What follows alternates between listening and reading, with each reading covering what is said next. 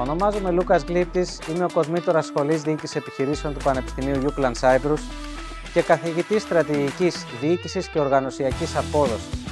Σας καλωσορίζουμε στον ετήσιο διαγωνισμό Business Escape Challenge, How You Unlock the Mystery.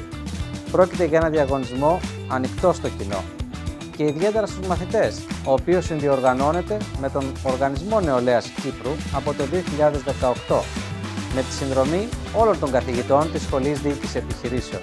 Ο διαγωνισμός στοχεύει στο να αναπτύξει το ομαδικό πνεύμα, την επιχειρηματική και αναλυτική σκέψη, τη διαπραγμάτευση και την επίλυση προβλημάτων υπό συνθήκες πίεσης χρόνου.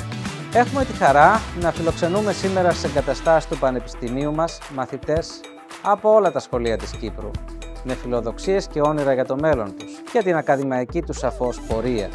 Οι μαθητές φαίνεται να απολαμβάνουν το διαγωνισμό και γι' αυτό είμαστε ιδιαίτερα χαρούμενοι. Είμαστε χαρούμενοι που χρόνο με το χρόνο αποκτά ο διαγωνισμός όλο και μεγαλύτερη απήχηση στην Κύπρο.